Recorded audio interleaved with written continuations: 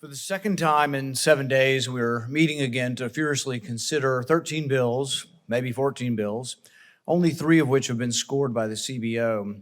In some committees, like the Help Committee, which I'm also on, we don't bring any bills. Nothing's brought forward that's not scored by the CBO. So there are different standards in different committees, but it is true that in some committees we don't bring forward bills at all that are not scored. I wish this markup was an exception to the norm, but astonishingly, it's all too frequent that my colleagues in Congress blindly vote on bills without any regard to the nation's dire fiscal circumstances. It doesn't take much imagination to understand how we've arrived at a $32 trillion debt. That's 136% of GDP. This is a staggering burden that will worsen if Congress continues to avoid action. Most of the bills under consideration today are proposing additional funds to the Department of Homeland Security. If you look at the chart, this will be the first chart, you can sort of see what has happened with Department of Homeland Security spending. Started out right after 9/11 and started at $30 billion. It quickly doubled over the first decade and now has tripled. So we're now over $100 billion in spending. We've really never had a meeting to discuss the $100 billion, to discuss whether we're spending too much in some places and too little in other places. We've never really had any hearings to discuss what's working and what's not working.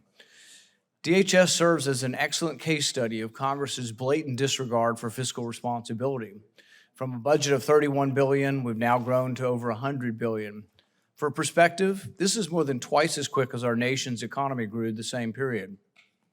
It now takes the entire tax revenue of more than 37 states to fully fund the $103 billion of the Department of Homeland Security. This begs a question that this committee unfortunately does not seem keen on answering. Where is this money going? Some will argue that DHS's growth is justified given the crisis we now have at the border.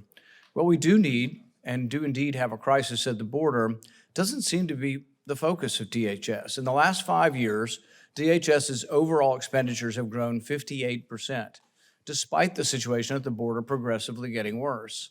The growth for border activities, that is, funds spent on Customs and Border Patrol, TSA, ICE, and Coast Guard, have grown around 24%.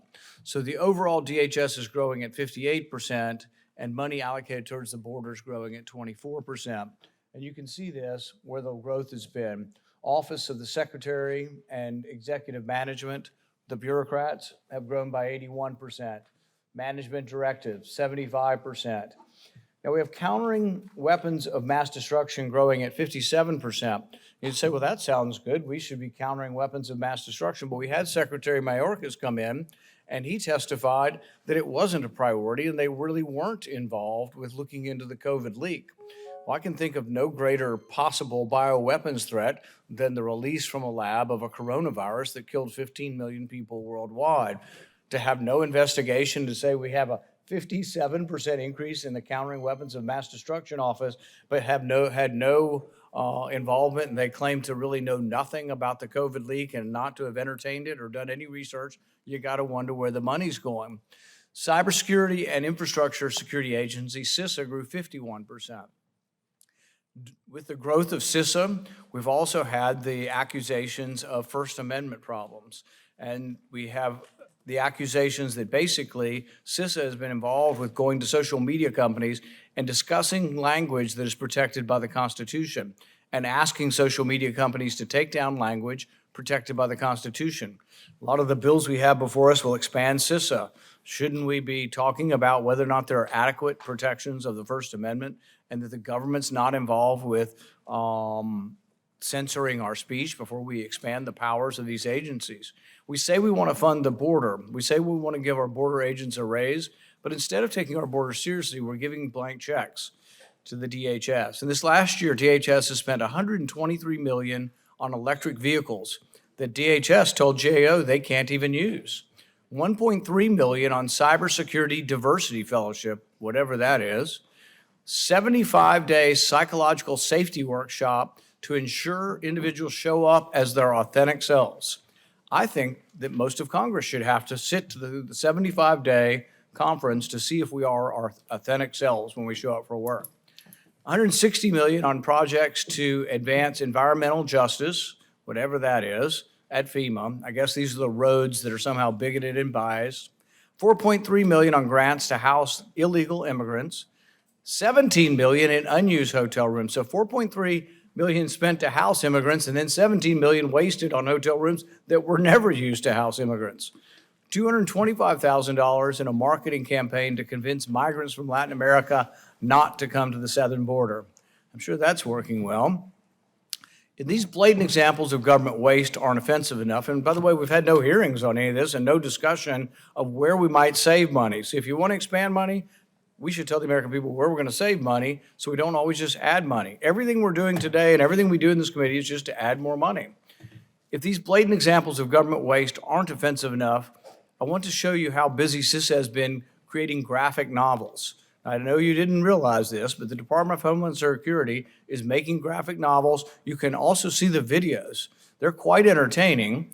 In fact, in one of them, they have people skeptical of the vaccine actually physically assaulting a utility worker, taking them to the ground, pummeling them, and putting them in the hospital. Well, one, I've never seen any evidence of the news of this, of people who have skepticism towards the vaccine attacking utility workers, but this is what we're spending our money on, graphic novels.